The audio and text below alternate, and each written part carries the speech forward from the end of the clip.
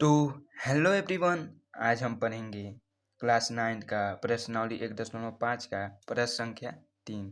ठीक है। इसमें कहा क्या है, आपको याद होगा कि पाई को एक वृत्त की परिधि मान लीजिए सी और उसके व्यास मान लीजिए डी के अनुपात से परिभाषित किया जाता है, अर्थात पाई बराबर सी बटा डी है। इस तथ्य का अंतर्विरोध करता हुआ प्रतीत होता है कि पाई अपरिमेय है। इस अंतर्विरोध का निराकरण आप किस प्रकार करेंगे? ठीक है। इसमें सबसे पहले कहा है, एक वृत्त है जिसकी परिधि मानो सी है और व्यास डी है। ठीक, तो सबसे पहले देखेंगे, एक वृत्त है, मान लो ये एक वृत्त है और इसके परिधि को मानना है क्या, सी। ठीक, और इसके व्यास को क्या मानना है, डी। ठीक है, और कहा भी है यहाँ पे पाई बराबर सी बटा डी दिया है,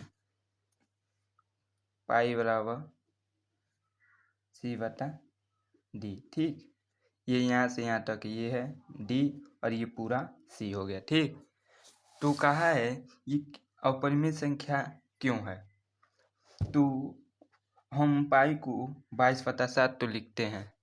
ठीक, इसे तो परिमेय संख्या कहेंगे, लेकिन इसका एग्जैक्ट मान ये नहीं है।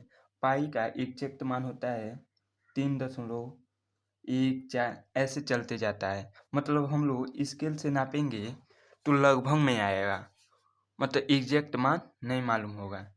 ठीक है, तो इसे लिखेंगे क्या, इसका कोई अंतर्विरोध नहीं होता है, मतलब यही, इसका कोई अंतर्विरोध नहीं होता है। ठीक है, और क्योंकि जब भी एक स्केल से नापते हैं तो वो एग्जैक्ट मान नहीं प्राप्त होता है, तो लिख देते हैं। ये सब नहीं लिखना है, सिर्फ जो लिख रहे हैं उसे ही लिख देंगे, वही आंसर हो जाएगा। अतः इसका कोई अंतर विरोध नहीं है।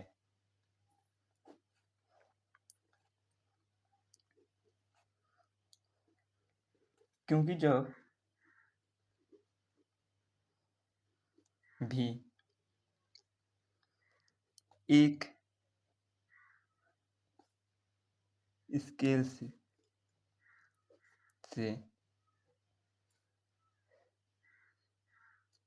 से इसकी लंबाई, जो ये 22/7 है, लंबाई, स्केल से लंबाई नापते हैं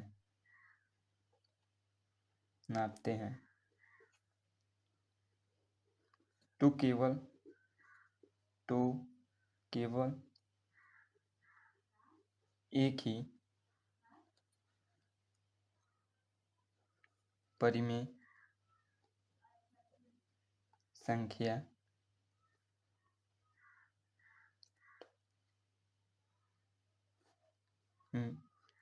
मिलती है। अतः हम इसे यह ज्ञात नहीं कर सकते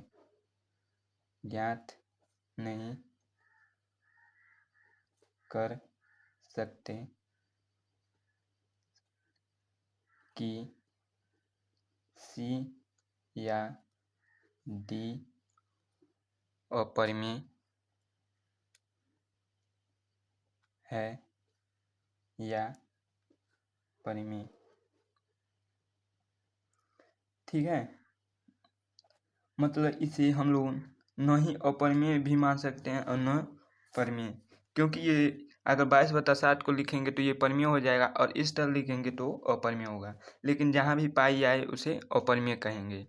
ठीक है, कहीं पर भी पाई आए उसे परिमेय संख्या कहेंगे। ओके, तो उम्मीद होगा ये सवाल समझ में आया होगा। तो मेरे वीडियो को लाइक और शेयर करके मेरे चैनल को सब्सक्राइब जरूर कीजिएगा। मिलते हैं अगली वीडियो में, तब तक के लिए धन्यवाद।